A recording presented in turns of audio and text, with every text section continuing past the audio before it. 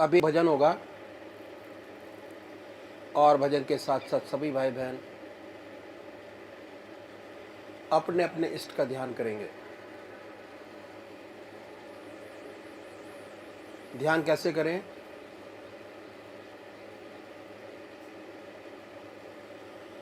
अखिल भारतीय संत मत सत्संग की तरीकत मैं आपके सामने रखता हूं।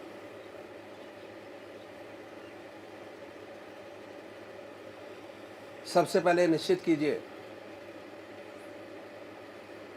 कि परमात्मा की कौन सी मूर्त, कौन सी सूरत, कौन सी शक्ल आपको सबसे ज़्यादा प्यारी लगती है।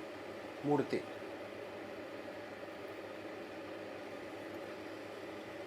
किसी से पूछने की ज़रूरत नहीं, अपनी आत्मा से प्रश्न कीजिए कि भगवान का वो स्वरूप जो आपको सबसे ज़्यादा प्यारा लगता है उसको चुनें।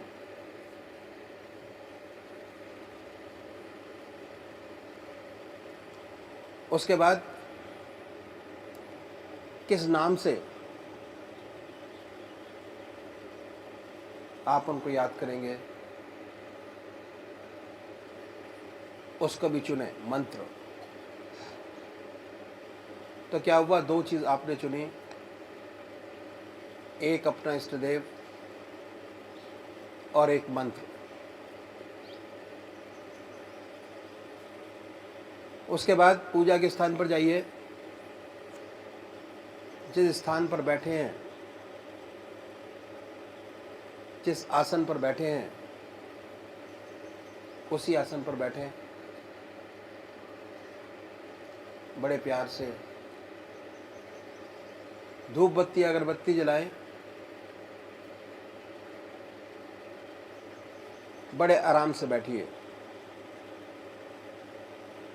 और बैठने के बाद ये महसूस कीजिए कि आपका इष्ट शरीर आपके सामने विद्यमान है।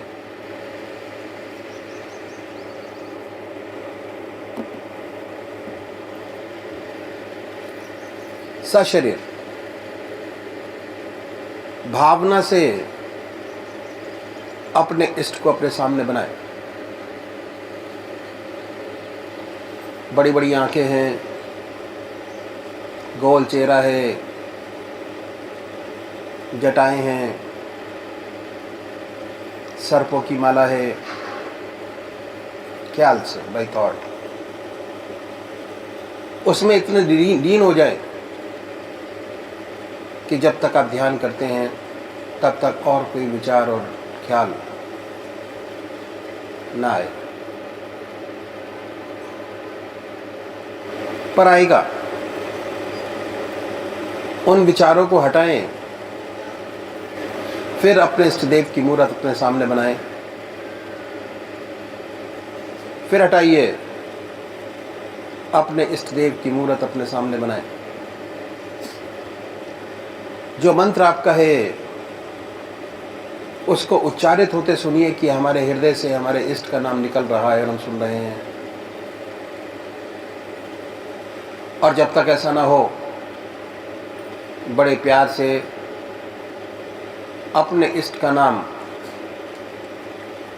विद फुल फोर्स जिह्वा से ले सकते हैं। इतना फोर्स उस नाम में होना चाहिए कि ना कोई दूसरा विचार रहे, ना ख्याल। उसमें तल्लीन हो जाए, उसी की याद हो, उसी का ख्याल हो। समर्पित भाव से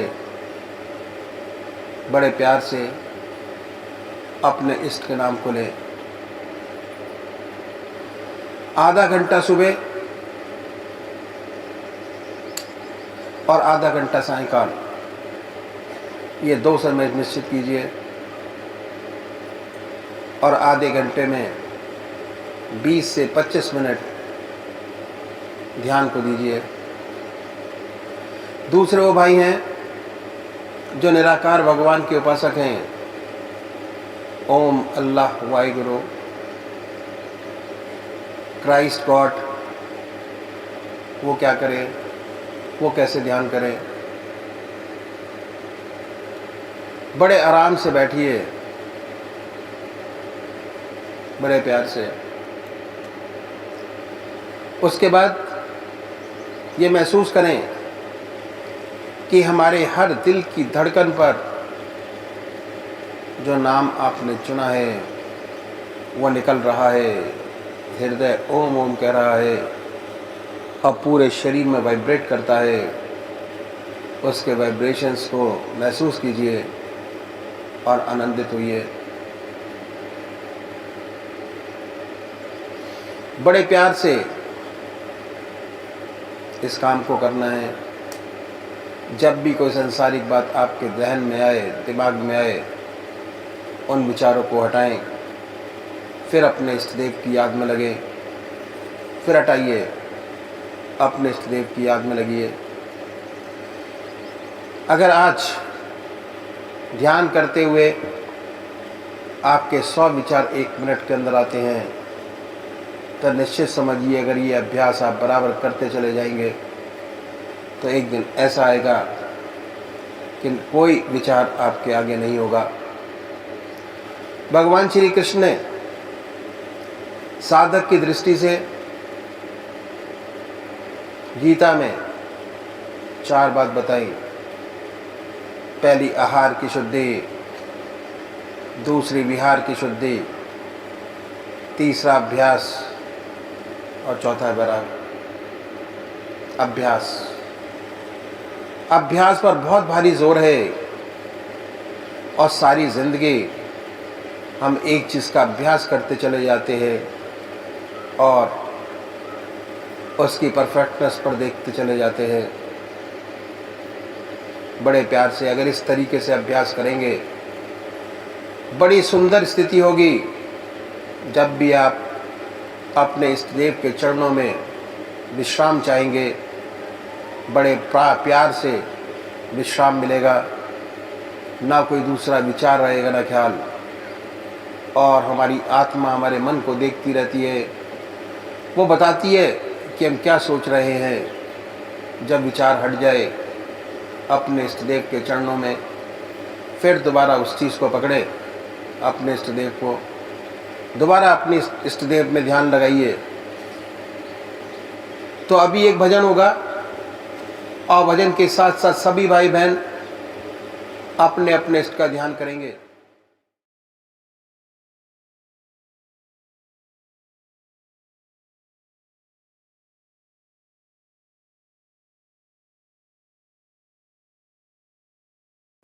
मैं पतित पुरातन तेरी शरण निज जान मुझे स्वीकार करो।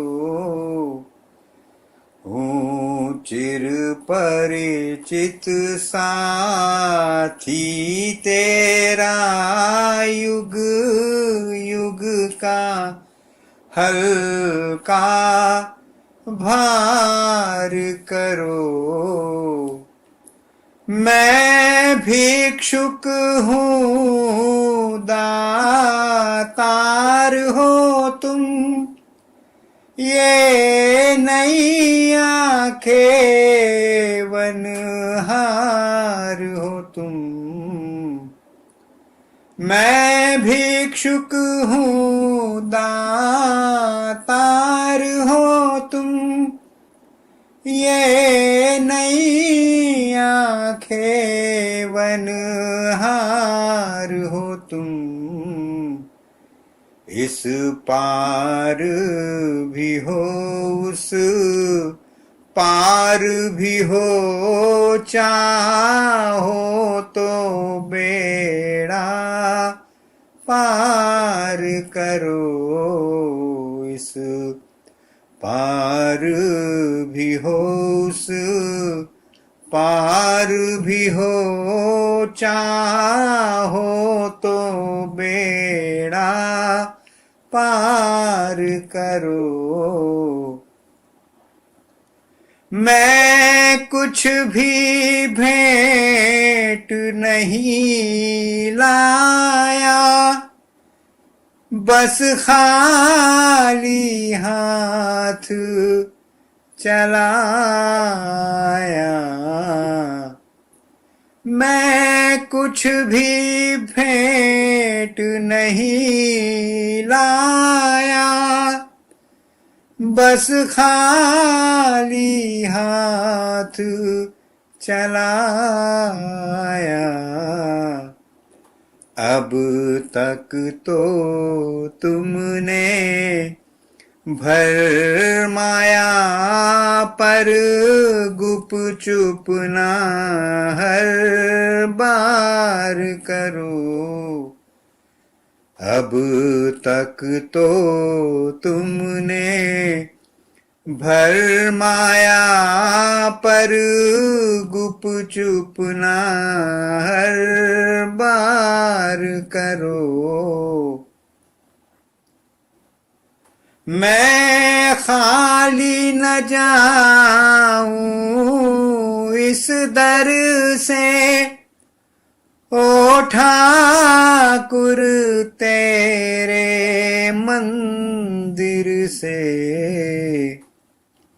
मैं खाली न जाऊं इस दर से, ओ ठाकुर तेरे मंदिर से।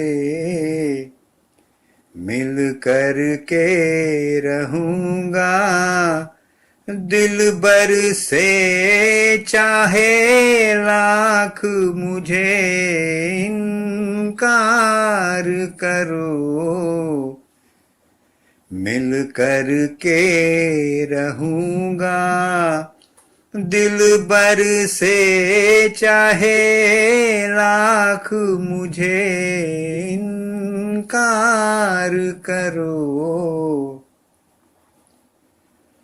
मैं चल ना सकूं तेरी ऊंची डगर, हाय झुक ना सके मेरा गर्वित सर। मैं चल ना सकूं तेरी ऊंची डगर, हाय झुक ना सके मेरा गर्वित सर। निर्दोष की दोष में रहती नजर, प्रभु अपनी मेहर एक बार करो। निर्दोष की दोष में रहती नजर, प्रभु अपनी मेहर एक बार करो। मैं पतित पुरातन तेरी शरण निज जान मुझे स्वीकार करो। हूँ चिर परिचित साथी तेरा, युग युग का हल्का भार करो। परमात्मा तू ही है।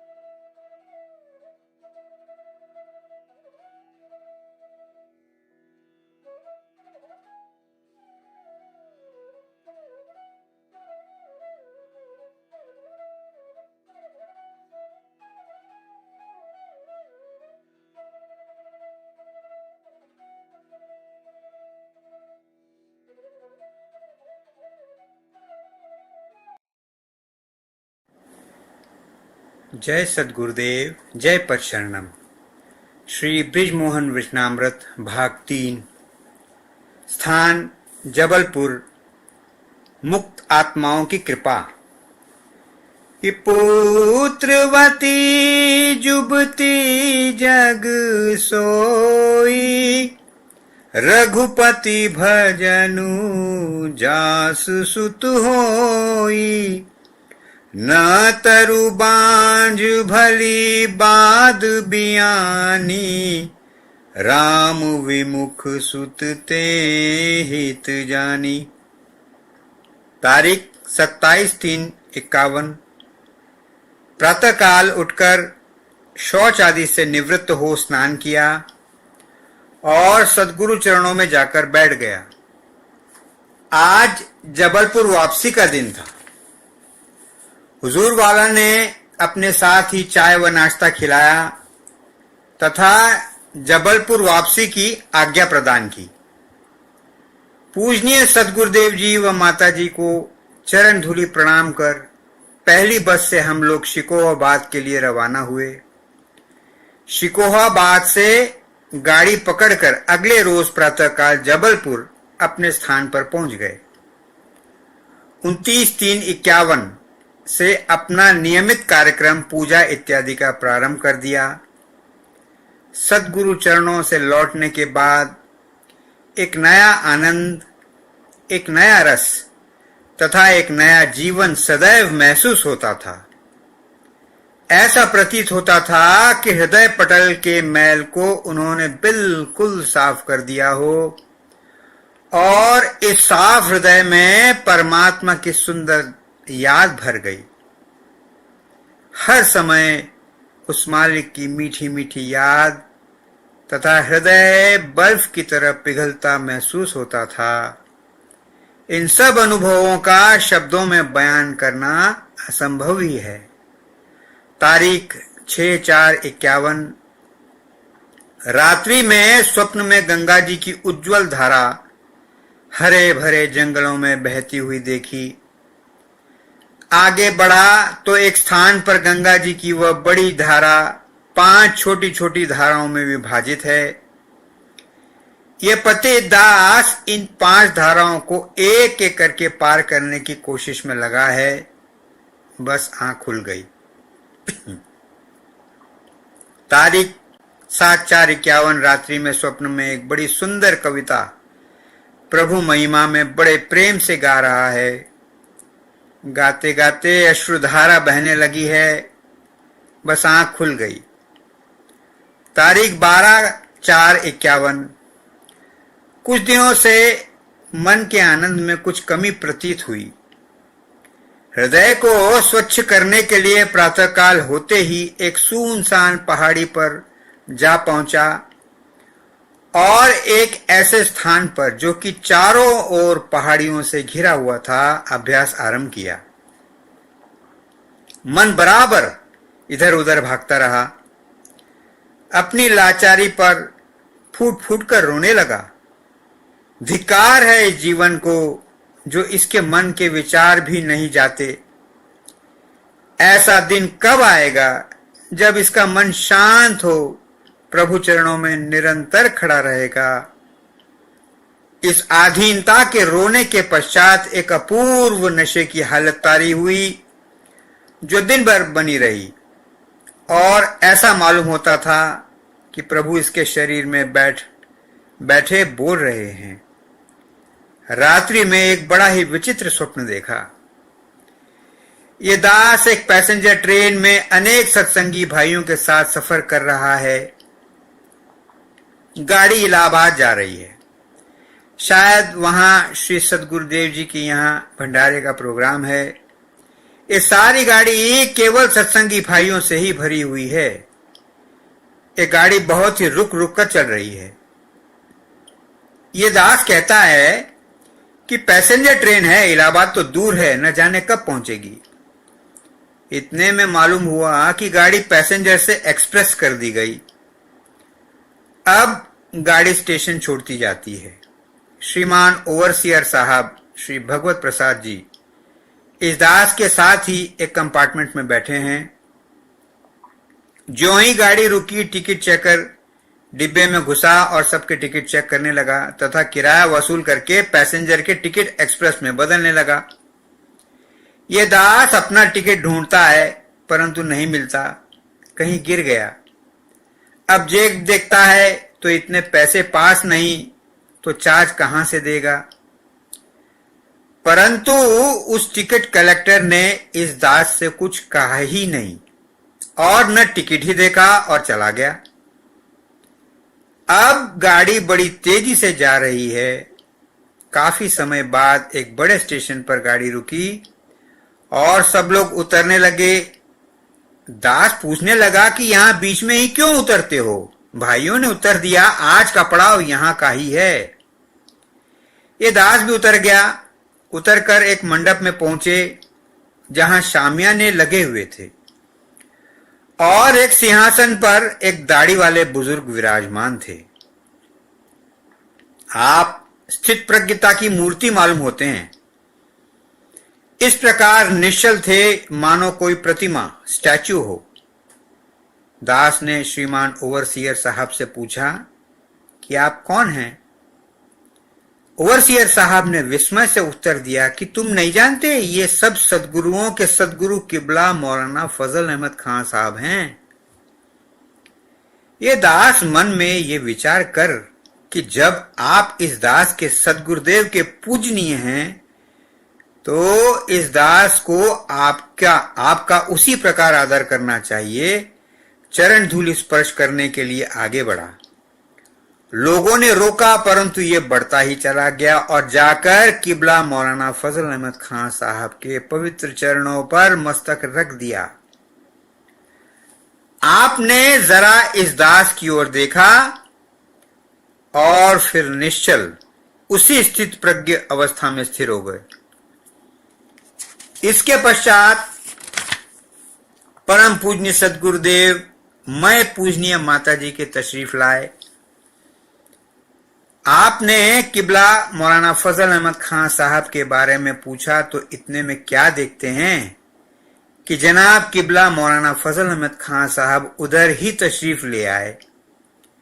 पहले पूजनीय माताजी ने, फिर श्री सदगुरुदेव जी ने आपके चरण छुए। किबला साहब ने शुभ आशीर्वाद दिया। इसके पश्चात जनाब किबला साहब रौनक अफरोज हुए और लोग भी जो हजारों की तादाद में थे बैठ गए। इसके पश्चात पहले पहल पूजनीय माताजी और फिर श्री सदगुरुदेव जी महाराज ने जनाब मौलाना साहब की नाभि में घी लगाया। शायद ये पूजा का कोई कार्यक्रम होगा।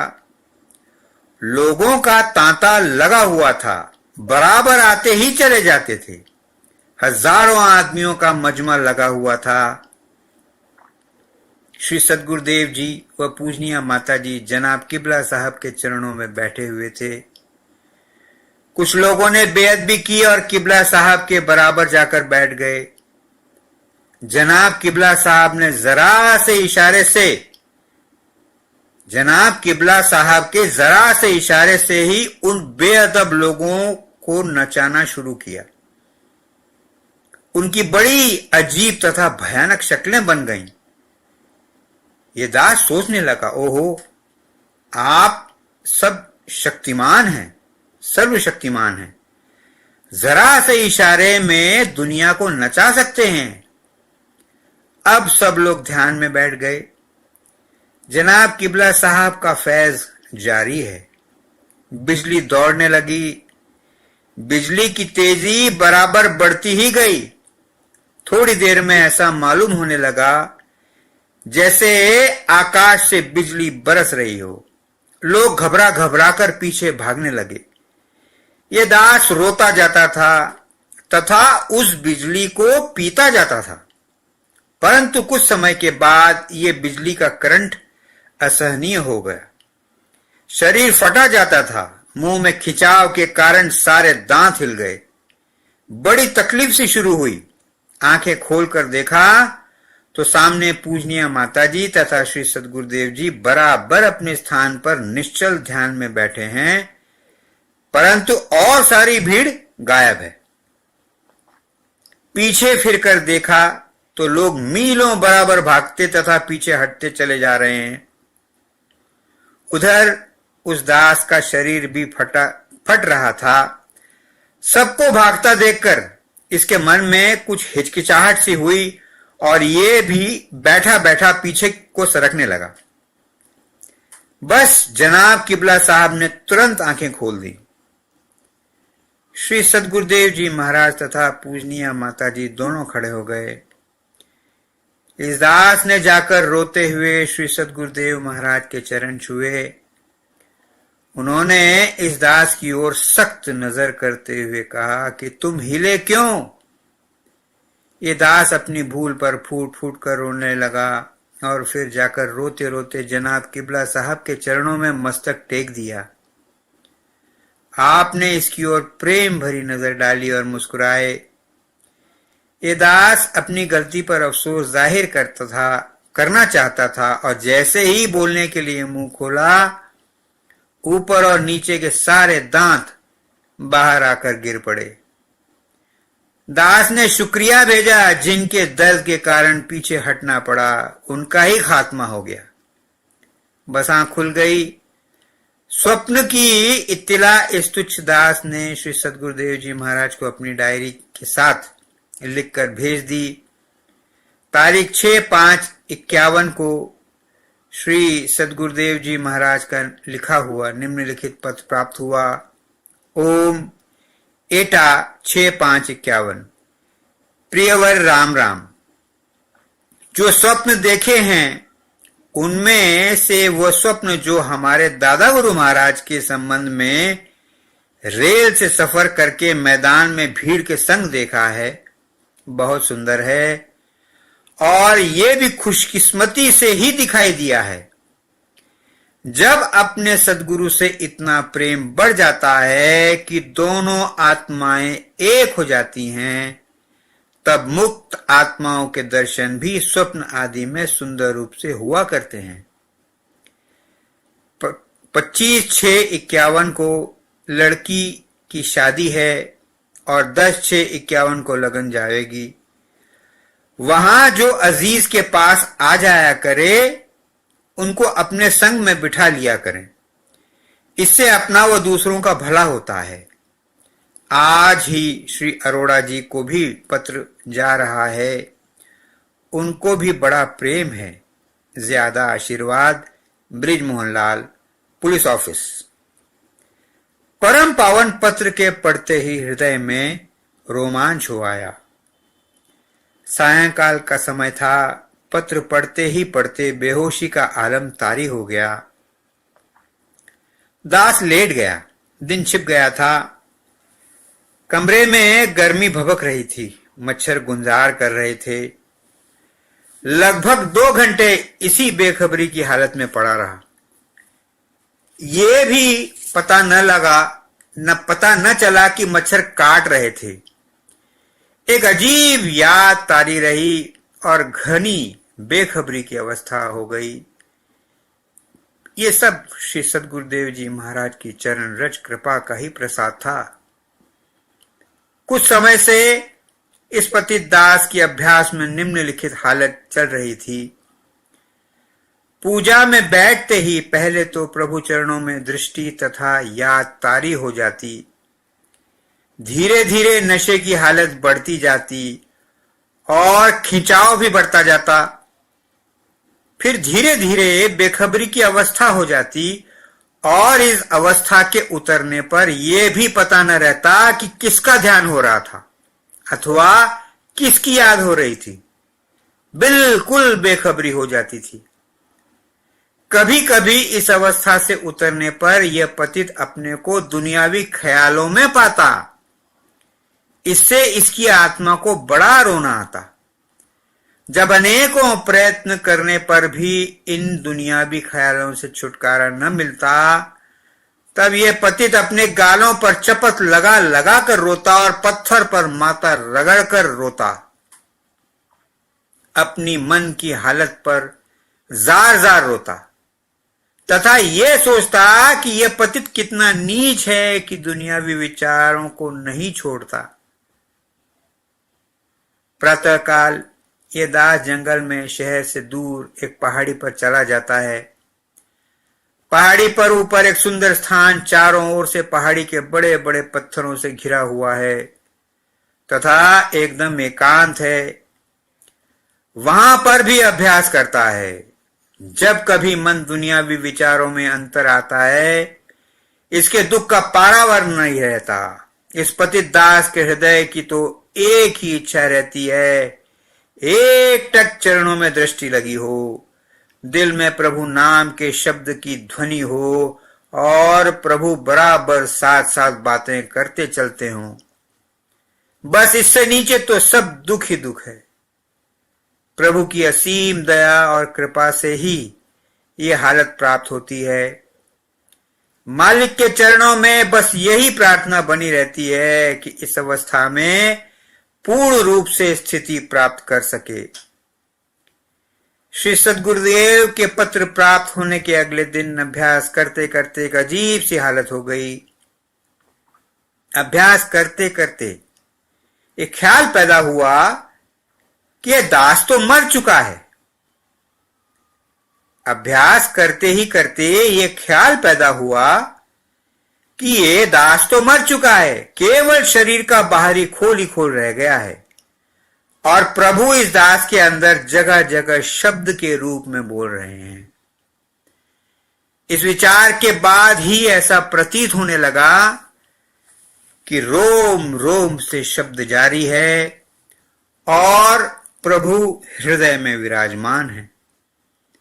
ऐसी अवस्था में जब घर को वापस आ रहा था तो प्रतीत होता था कि प्रभु स्वयं इस शरीर रूपी खोल को चला रहे हैं, वरना यह शरीर मिट्टी का एक निर्जीव पुतला मात्र है। एक बड़ी ही विचित्र अवस्था थी।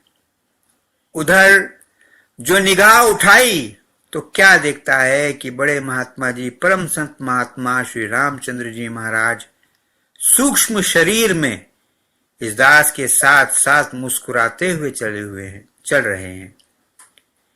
जब तक ये दास मुर्दा रहा और प्रभु इस दास के शरीर में विराजमान रहे, तब तक परम संत महात्मा श्री रामचंद्र जी महाराज बराबर साथ चलते रहे। परंतु जो ही होश आया और यह पतित जिंदा हुआ तो बड़े महात्मा जी अंतर्ध्यान हो गए और श्री सद्गुरुदेव जी साथ साथ चलने लगे। यह हालत प्रायः प्रतिदिन थोड़ी बहुत देर हो जाती थी। तारीख 12/4/51 को इस दास ने निम्नलिखित स्वप्न देखा। किसी अनजान आदमी के साथ एक तंग गली से आ रहा है।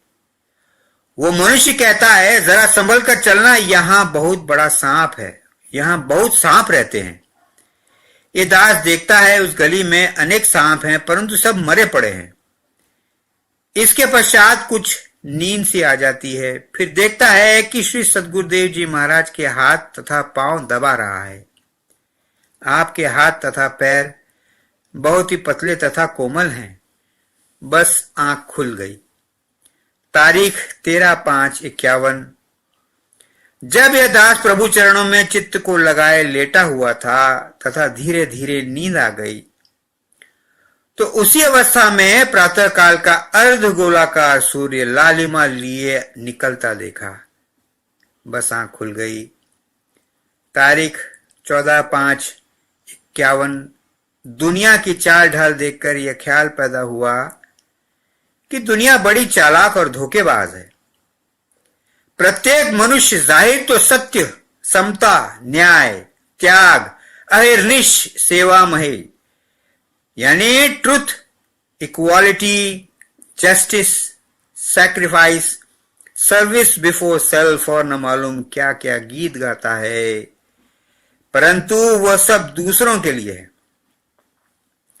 जब उसके वास्तविक जीवन को मुताले, अध्ययन, स्टडी किया जाए तो पता चलता है कि जितना ही दूसरों को लेक्चर देता है, जितना ही ईमानदारी और उच्च स्तर के नैतिक विचार, हाई स्टैंडर्ड्स ऑफ मॉरल्स के ढोल पीटता है, उतना ही अधिक धोखा देने वाला स्विंडलर, ठग वो पाया जाता है।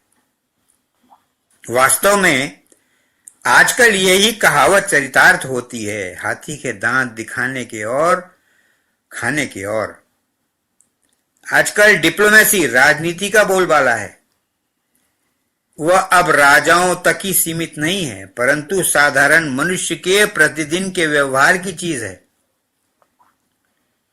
स्वामी सेवक में डिप्लोमेसी है, भाई भाई से डिप्लोमेसी से बात करता है। मित्रता आजकल केवल डिप्लोमेसी पर स्थित है। स्त्री और पति में डिप्लोमेसी है, बाप और बेटा डिप्लोमेसी से बात करते हैं। डिप्लोमेसी के मायने कि जाहिर तो कुछ और हो और वास्तविकता उसके विपरीत हो। हाँ, तो आजकल जमाना चालाकी, डिप्लोमेसी, चीटिंग, धोखाधड़ी, स्विंडलिंग, ठगी का है। राम राज्य के स्थान पर सर्वत्र रावण राज्य ही नजर आता है। आखिर राज्य भी तो हम ही लोगों से बना है। अगर हम राम बनने की कोशिश करें तो शायद राम राज्य के दर्शन हो, वरना जब हम भी रावण को ही हर लाइन में मात देने की कोशिश में लगे हों तो फिर राक्षस राज्य ही बनेगा और बढ़ेगा। इन विचारों से मन बड़ा दुखी हो गया। जबलपुर के एक प्रतिष्ठित पूंजीपति तथा एक व्यापारी से बात करने का सुअवसर प्राप्त हुआ। आप बराबर सरकारी कर्मचारियों पर तरह तरह के लांछन लगाते रहे। मिनिस्टर से लेकर एक मामूली क्लर्क तक को उन्होंने लांछन से नहीं छोड़ा। रिश्वत, पक्षपात, अयोग्यता, अन्याय का लांछन उदाहरण दे देकर लगाते रहे। दास ने मिलावट, ब्लैक मार्केट और मुनाफाखोरों की चर्चा छेड़ दी तो बिगड़ने लगे और कहने लगे, ये तो बिजनेस है, आपको गर्ज पड़े तो लीजिए वरना मत लीजिए, कोई जबरदस्ती थोड़े ही है। आपकी राजी की बात है। परमात्मा ने आपको आंखें तथा बुद्धि दी है, आप क्यों मिलावटी चीजें खरीदते हैं, क्यों ब्लैक मार्केट में पैसा देते हो? क्योंकि आप हाजतमंद हैं, इसलिए हाजतमंद की जरूरत रफा करना कौन सा पाप है? बिजनेस नाम ही इसी का है। ये विचार थे एक प्रतिष्ठित व्यापारी के।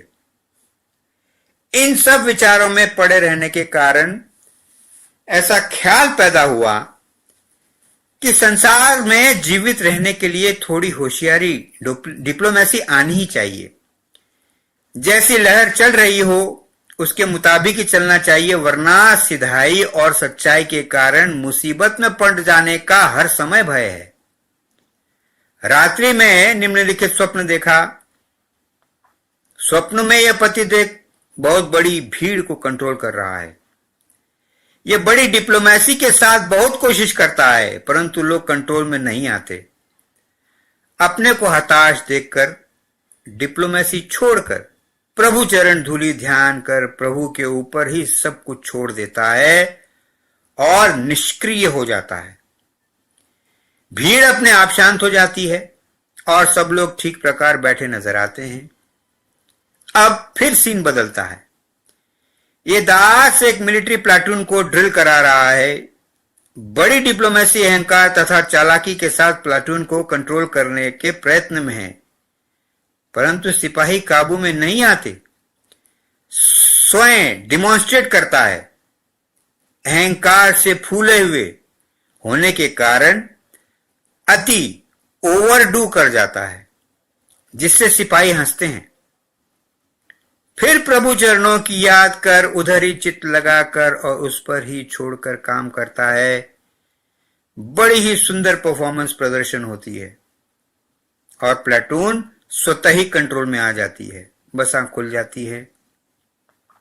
दास को तो ऐसा प्रतीत होता है कि मेरे मालिक ने मुझे दुनिया में बुद्धू बने रहने के लिए व सीधा और सच्चा जीवन व्यतीत करने के लिए ही पैदा किया है। दास को तो ऐसा प्रतीत होता है कि मेरे मालिक ने मुझे दुनिया में बुद्धू बने रहने के लिए व सीधा और सच्चा जीवन व्यतीत करने के लिए ही पैदा किया है। हे प्रभु, जैसी तेरी इच्छा हो वैसे ही रख, परंतु अपने चरणों से दूर न रख। यही प्रार्थना है। तारीख 15/5/51 को रात्रि में निम्नलिखित स्वप्न देखा। डायरेक्टर साहब ने इस दास को असिस्टेंट इंजीनियर का एवजी स्थान दिया। ये दास अचंभे से प्रभु लीला पर प्रभु चरणों की मन ही मन सराहना कर रहा है कि भगवान की अजीब लीला है कि सीनियर लोगों के मौजूद होते हुए भी इस दास को मौका दिलाया। ये दास प्रभु के ध्यान में डूबा हुआ है, सब कुछ उसी की ओर से समझ रहा है, परंतु मन ही मन खुशी अवश्य है। अब फिर नींद आ गई। थोड़ी देर बाद स्वप्न में स्टेज बदला नजर आता है। शहर में दो पार्टियों में झगड़ा हो रहा है। मारपीट पर नौबत आ जाती है। एक दूसरे पर पत्थर फेंके जा रहे हैं। इस सेवक को भी कुछ लोग खिलाफ पार्टी का समझकर पत्थरों से मारने लगे। ये दास और एक दूसरा व्यक्ति जो इस भीड़ में फंस गए, अपने आप को बचाने का प्रयत्न करते हैं। फौरन इस दास को प्रभु चरणों की याद आ जाती है और यह प्रभु ध्यान में मस्त होकर चुपचाप बैठ जाता है। उधर वो दूसरा व्यक्ति अपने को बचाने में प्रयत्नशील है, बहुत ही परेशान है। मालिक की अजीब लीला है। ये दास निष्क्रिय ही एक स्थान पर बैठा है।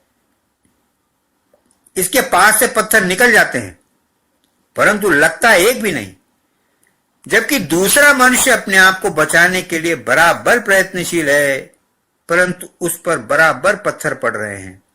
बस आंख खुल गई।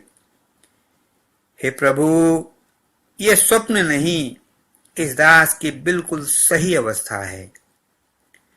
जब कोई खुशी का अवसर आता है तो इस पतित को खुशी अवश्य महसूस होती है, परंतु साथ ही साथ मन प्रभु चरणों में सराहना से झुक जाता है और यह दास उसे प्रभु की ओर से ही समझता है। इस प्रकार जब कोई मुसीबत आती है तो पहले अपनी बुद्धि अनुसार उससे बचने का प्रयत्न करता है, घबराता है, परंतु फिर प्रभु के भरोसे पर ही छोड़कर प्रभु के ध्यान में मस्त होकर अपना कर्तव्य कर्म पालन करता है और प्रभु के चरणों के प्रताप से वह मुसीबत स्वतः ही खत्म हो जाती है। ऐसी है इस पतित की अवस्था।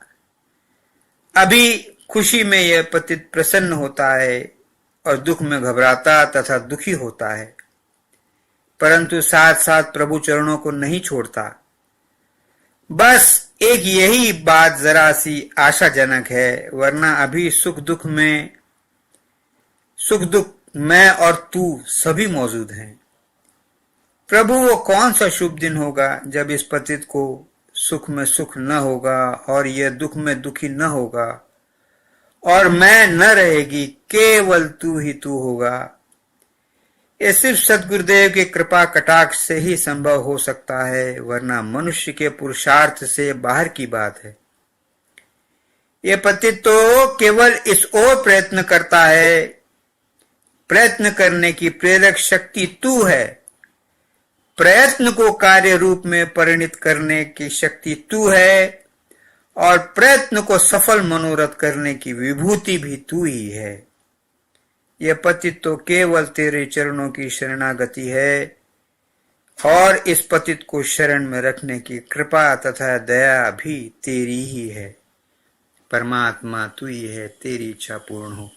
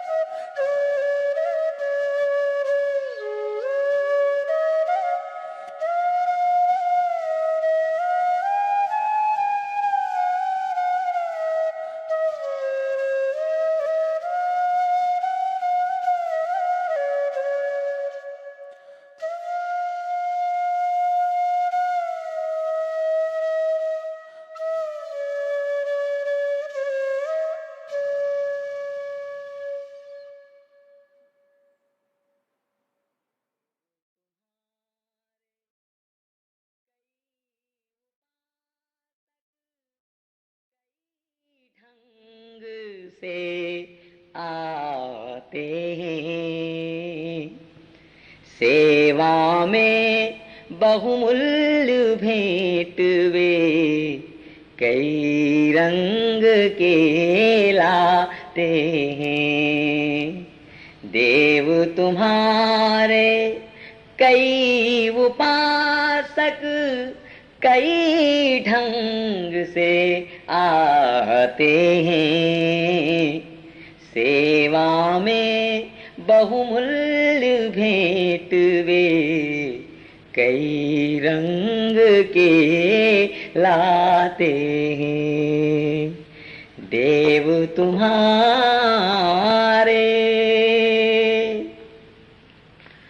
धूमधाम से साज बाज से वे मंदिर में आते हैं।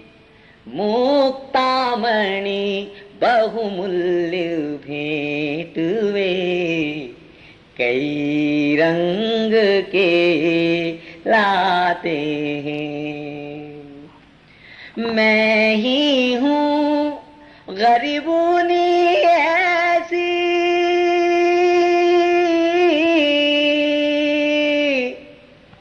मैं ही हूँ गरीबोनी ऐसी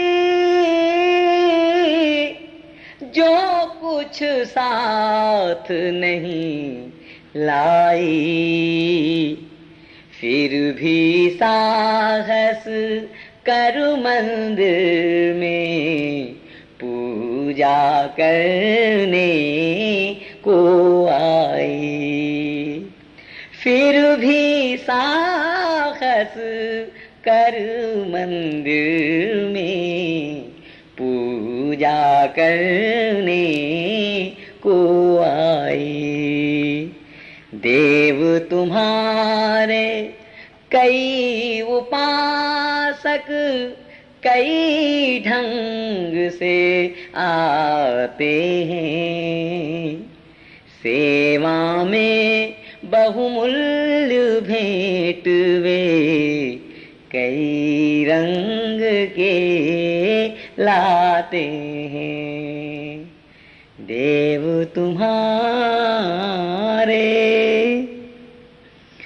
धूप दीप ने वैद नहीं है, झांकी का श्रृंगार नहीं, हाय गले में पहनाने को फूलों का भी हार नहीं। स्तुति कैसे करूं तुम्हारी,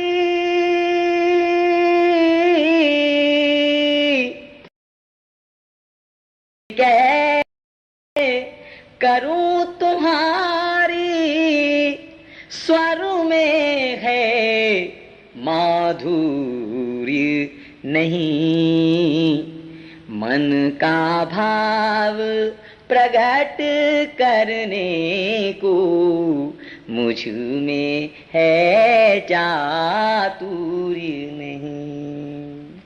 मन का भाव प्रकट करने को मुझ में है चातुर्य नहीं।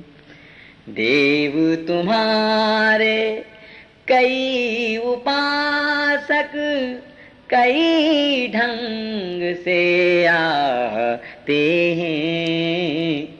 सेवा में बहुमूल्य भेंट वे कई रंग के लाते हैं। देव तुम्हारे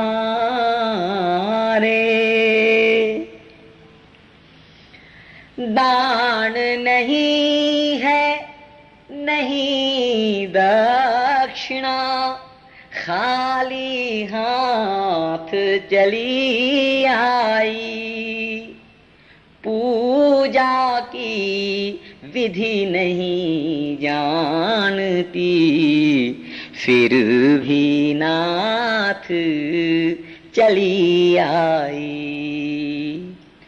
पूजा और पूजा पा प्रभुवर,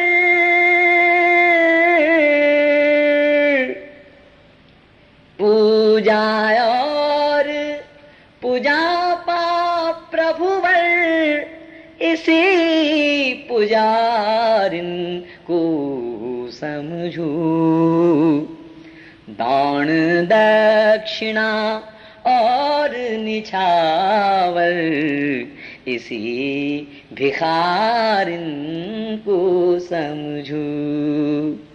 देव तुम्हारे कई उपासक कई ढंग से आते हैं, सेवा में बहुमूल्य भेंट वे कई रंग के लाते हैं।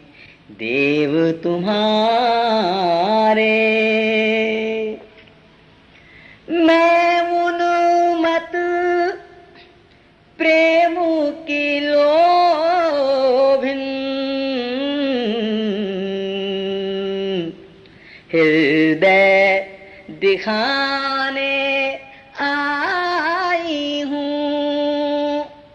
जो कुछ है बस यही पास है, इसे चढ़ाने आई हूँ। जो कुछ है बस यही पास है, इसे चढ़ाने आई हूँ। चरणों पर अर्पण है इसको,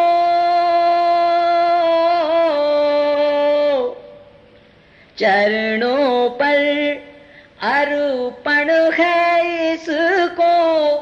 चाहो तो स्वीकार करो, यही तो वस्तु तुम्हारी ही है।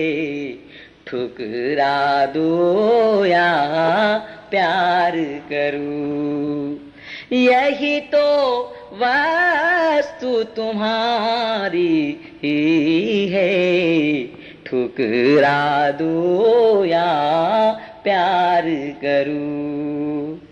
देव तुम्हारे कई उपासक कई ढंग से आते हैं, सेवा में बहुमूल्य भेंट वे कई रंग के लाते हैं। देव तुम्हारे